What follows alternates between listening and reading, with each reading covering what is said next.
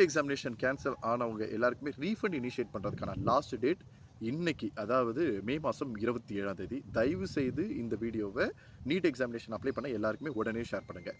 ஏன் இன்னைக்கு ரொம்ப அவசரம் அப்படின்னு பார்த்தீங்கன்னா, இன்னைக்கு டேட்டுக்குள்ளே நீங்கள் உங்களுடைய நீட்டோட வெப்சைட்டில் போயிட்டு இந்த மாதிரி ரீஃபண்டுக்கு இனிஷியேஷன் அப்ளை பண்ணலை அப்படின்னா நீங்கள் பே பண்ண அமௌண்ட் உங்களுக்கு ரீஃபண்ட் ஆகாது. ஸோ நிறைய பேருக்கு ஒரு கொஸ்டின்ஸ் இருக்கும், சார் நான் வந்து ரீஃபண்ட் வாங்கிட்டேன்னா அப்போ திருப்பி ரீ எக்ஸாமினேஷன் பண்ணும்போது நான் திருப்பி பே பண்ணணுமா? நோ.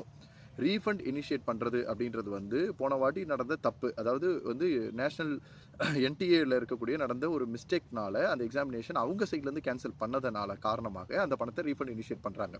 ஈவன் நீங்கள் ட்ராவல் பண்ணியிருப்பீங்க, போய் எக்ஸாமினேஷன் எழுதிருப்பீங்க, உங்கள் டைமை ஸ்பெண்ட் பண்ணியிருப்பீங்க, இது எல்லாத்துக்கும் சேர்த்து தான் அவங்க ரீஃபண்டை இனிஷியேட் பண்ணுறாங்க. ஆனால் ரீ எக்ஸாமினேஷன் அப்படின்றது லாஸ்ட் டைம் யாரெல்லாம் எக்ஸாமினேஷன் எழுதினீங்களோ அவங்க எல்லாருக்குமே டேரெக்டாக எந்த ஒரு பேமெண்ட்டும் இல்லாமல் ரீ எக்ஸாமினேஷன் நீங்கள் எழுத முடியும். ஸோ அதனால் நீங்கள் அதை பற்றி வரி பண்ணணும்னு அவசியமே இல்லை. அதனால் முதல் விஷயம் என்ன பண்ணுறீங்கன்னா, எடுத்த உடனே முதல்ல நீட் எக்ஸாமினேஷன் நீங்கள் அப்ளை பண்ண வெப்சைட்டில் போயிட்டு நீட்டுக்கான உங்களுடைய ரீஃபண்டை இனிஷியேட் பண்ணி முதல்ல கலெக்ட் பண்ணிடுங்க. அதுக்கப்புறம் நல்லபடியாக படிங்க, உங்களால் மார்க் எடுக்க முடியும் நம்புங்க. லாஸ்ட் எக்ஸாமினேஷன் என்ன தப்பு பண்ணீங்களோ அதை திருப்பி தப்பு பண்ணக்கூடாதுன்னு நினைங்க. அதை நல்லபடியாக ரிவைஸ் பண்ணுங்கள். உங்களுக்குன்னே ஒரு மாடல் கொஸ்டின் பேப்பர் கிடைச்ச மாதிரி நடந்தது அப்படின்னு நினச்சிக்கோங்க. எதுவுமே கஷ்டம் கிடையாது, எல்லாமே ஒரு எக்ஸ்பீரியன்ஸ் தான். இந்த எக்ஸ்பீரியன்ஸை பயன்படுத்தி வரக்கூடிய நீட் எக்ஸாமினேஷன் நல்ல மார்க் வாங்கி பாஸ் ஆகிடுங்க.